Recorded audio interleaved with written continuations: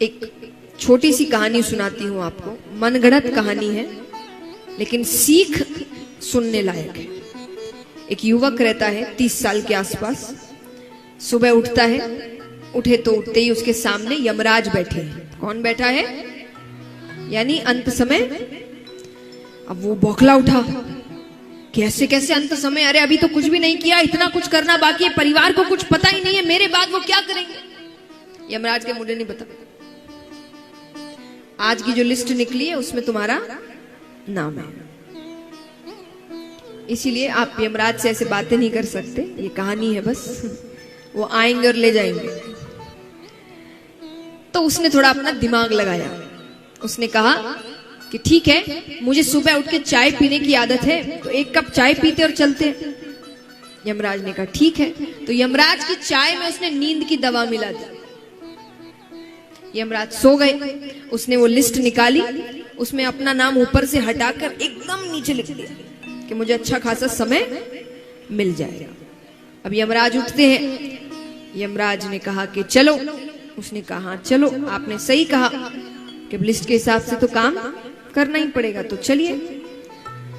यमराज कहता है कि ठीक है, मैं जिसके यहां भी जाता हूं वो मुझे गालियां देता है, कोसता है, तुम पहले हो जिसने मुझे चाय पिलाई, तो आज तुम्हारे लिए मैं अपनी लिस्ट ऊपर से शुरू नहीं करके नीचे से शुरू करता हूं।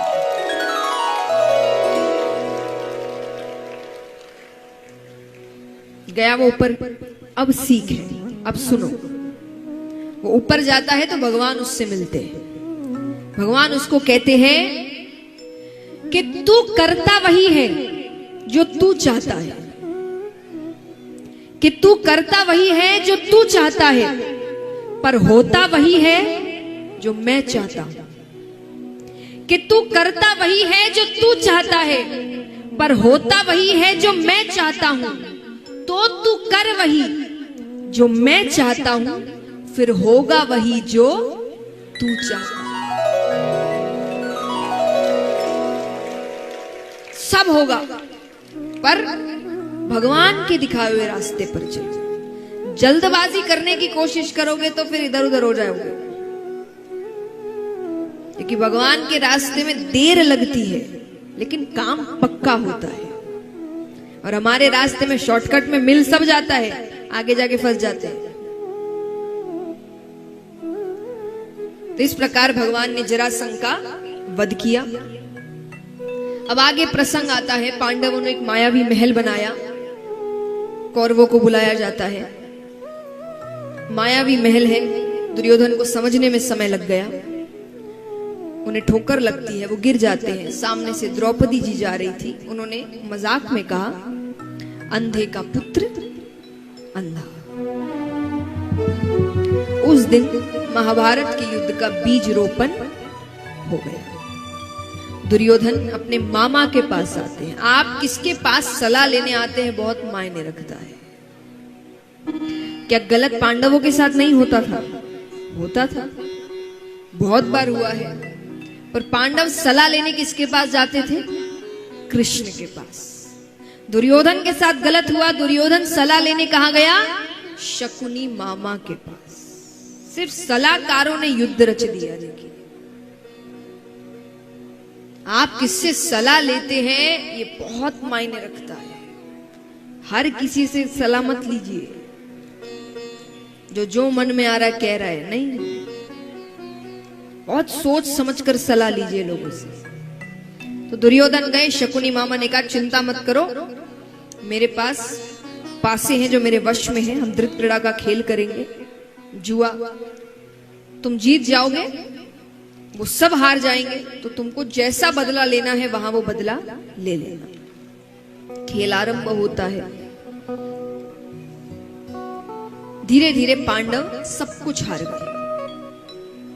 अंत में उन्होंने कहा कि अब दांव पे लगाने के लिए हमारे पास कुछ नहीं है।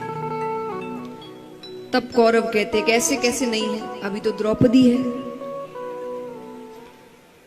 पहले सब बड़े क्रोधित होते हैं, लेकिन अंत में द्रौपदी जी को दांव पे। एक छोटी सी बात यहां कहना चाहूंगी पूर्ण रूप से ये पूरा प्रसंग बहुत गलत हुआ, अन्याय है।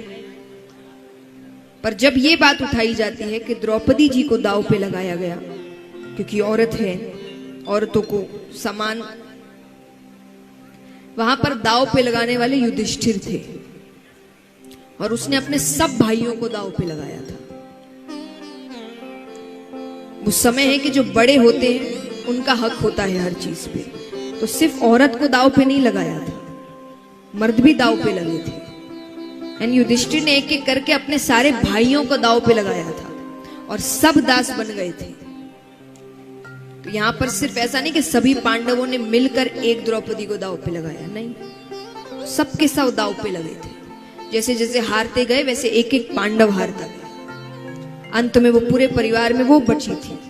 जो गलत है दांव पे, ये खेल ही गलत है, लेकिन मैं आपको पूरा वातावरण बता रही हूं कि क्या हुआ था। तो यहां पर द्रौपदी जी को दांव पे लगाया गया। वो रजस्वला अवस्था में थी, यानी वो बाहर नहीं आ रही थी, कुछ दिनों तक अपने कमरे में आराम करने के लिए थी। बाहर नहीं आना है तो उस वस्त्रों में भी नहीं। दुशासन को भेजा गया। ऐसा अपमान इससे पहले नारियों का दैत्यों की सभा में भी नहीं हुआ था, जो राजाओं देवताओं की सभा में हो रहा है। उनके केशों को पकड़कर लाया जाता है, बीच सभा में पटका जाता है। दुर्योधन ने कहा इसको निर्वस्त्र किया जाए।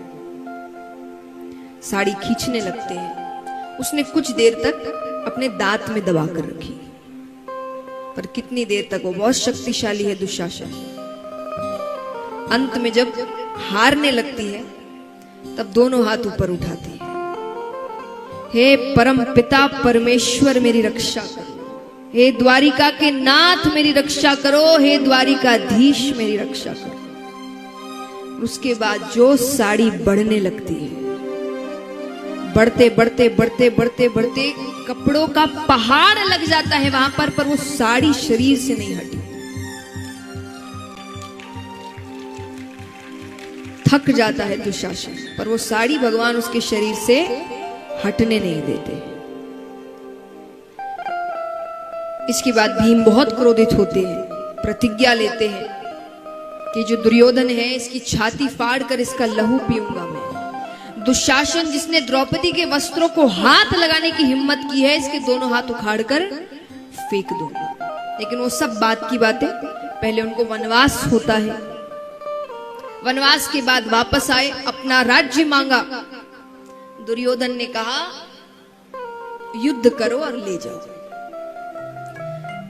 अरे पांडव कहे तुमने वचन दिया था। बोले मुझे कुछ याद नहीं, इसलिए हर काम आज लिखित रूप में होता है। दुर्योधन ने कहा मुझे बोला हुआ कुछ भी याद, मैं युद्ध के बिना सुई भर भूमि नहीं दूंगा तुमको। अब यहां पर भगवान के पास गए वापस सबके सब। पांडवों के पास तो एक ही व्यक्ति है। भगवान के पास गए तो भगवान शांति दूत बनकर जाते हैं समझाने के लिए। शकुनी ने कहा कि काम करो, कुछ भी करो, पर कृष्ण को अपनी तरफ कर लो। ये तुम्हारी तरफ हो गया, तुमको कोई हरा नहीं सकता। तो दुर्योधन ने भगवान के लिए 56 भोग बनवाए। भगवान जाते हैं, बहुत समझाया दुर्योधन को कि बहुत बेगुनाह मारे जाएंगे। अरे राज्य नहीं, 5 गांव दे दो, 5 पांडव है, एक गांव संभाल लेगा। वो कहे मैंने कहा ना मैं सुई भर भूमि नहीं देने वाला, युद्ध करो और ले जाओ। अरे छोड़िए सब बातें, आइए भोजन करते हैं। भगवान कहते भोजन किसी के यहाँ 2 ही शर्तों पर करना। पहली शर्त कि जो भोजन करा रहा है उसके मन में बहुत भाव है, वो सच में दिल से चाहता है आप उसके घर भोजन करें तो कर ले। और दूसरी शर्त आपको बड़ी जोर की भूख लगी है, फिर तो जहां मिल जाए वहां कर ले।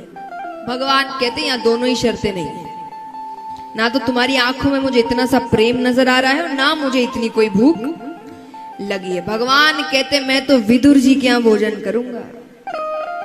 अब वो ये सब यहाँ कह रहे कि वहां विदुर विदुरानी बातें कर रहे हैं। विदुरानी ने कहा, अरे कृष्ण आया है, उसको घर ले आओ। विदुर जी कहे, वो राजा है, राजा से मिलने आया है, दासी पुत्र क्या क्यों आएगा। विदुरानी कहती, कोशिश तो करो, जाओ। वो भेजती है कैसे तैसे पति को। लेकिन फिर उसने बाहर से आवाज लगाई, अच्छा अगर कृष्ण को लाओ तो साथ कुछ लेते आना, घर में कुछ नहीं है। ठीक है, और चले गए। उनका जाना हुआ और भगवान का आना हुआ।